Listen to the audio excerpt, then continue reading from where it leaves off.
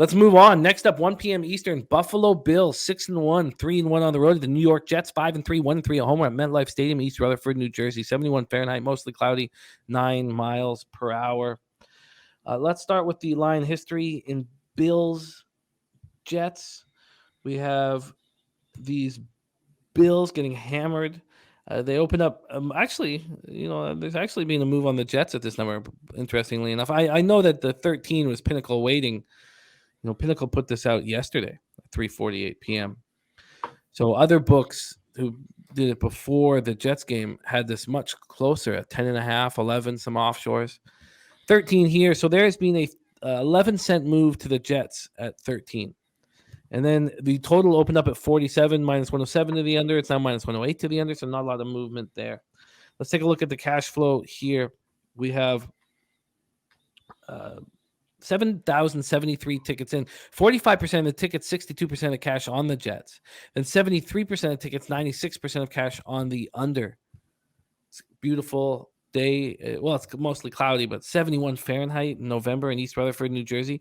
Bills coming off a 27-17 home win over the Packers. Josh Allen, 13-25, 218 yards, 2 touchdowns, 2 fourth-quarter interceptions. Also ran 6 times for 49 yards. Stephon Diggs was excellent again. 6 catches for 108 yards and a TD.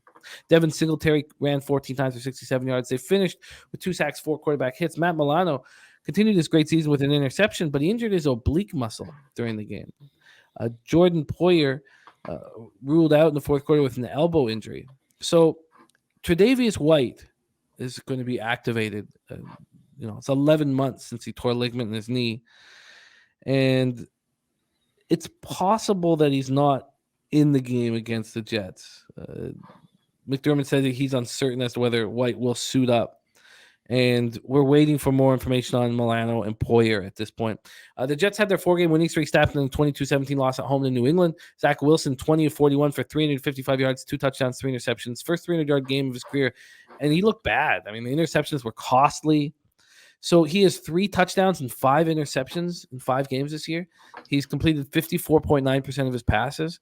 Garrett Wilson caught 6 for 115, and Ty Conklin 6 for 79 and 2 touchdowns. But their first game without Breece Hall, and they couldn't move the ball on the ground. Michael Carter ran 7 times for 26 yards and caught 4 for 35. James Robertson's first game with the Jets, he 5 carries for 17 yards. The defense was strong, 6 sacks and 8 quarterback hits. We know what we're going to get from the defense. What we don't know is what we're going to get from the offense. And I don't think it's going to be good. I think the Jets are a fade as we move forward, but I don't know. I mean, this is another 13-point road team here like we have with the Eagles-Texans. Take it away for us, Andy. Bills, Jets.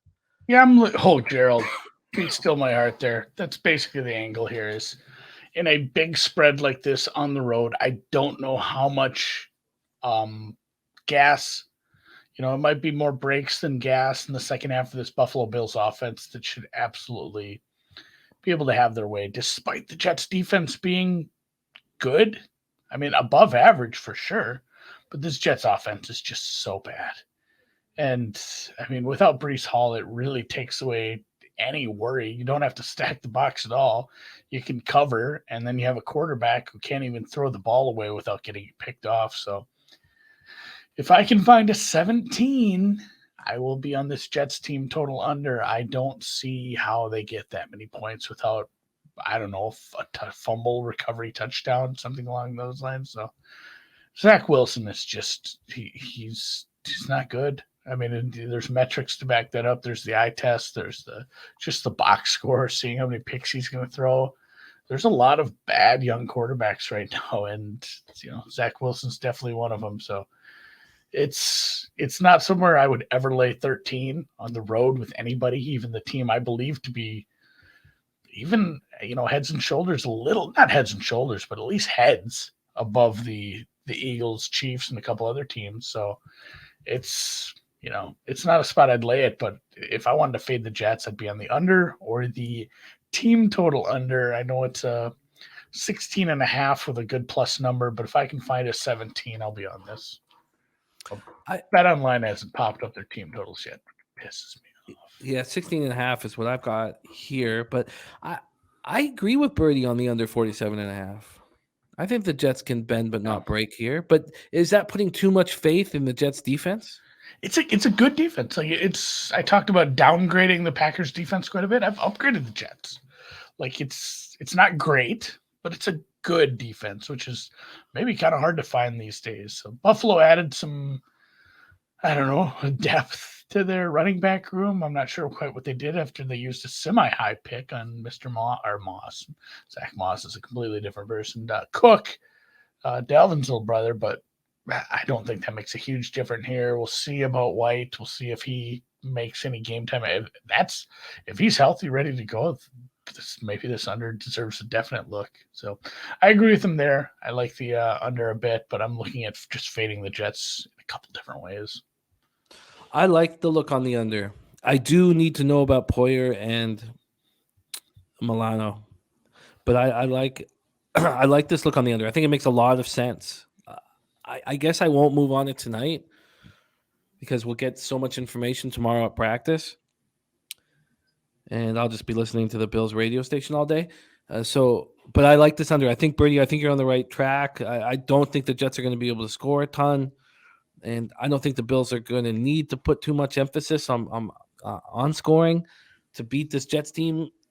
So if the Jets can't run the ball, they're in massive trouble. I agree with everything here. So this is the side I don't find as appealing as trusting the Jets defense and knowing that their offense is not capable. And I'll know, Birdie. I'll know tomorrow. I'll be on the radio all day on Buffalo radio, and then I'll move on it. So I'm just not going to bet it tonight, but I want the under. I agree. I like that look. I'm with you, Birdie, as well. Like if the Jets defense shows up at all, this game's not touching 40. Maybe I should just move on it. I mean, I need to know that Milano's good. That's but I like it. I like it. Maybe I do move on to time. I'm certainly the plan will be to bet this at some point over the next 24 hours once we get a little bit more information, whether it be tonight or tomorrow.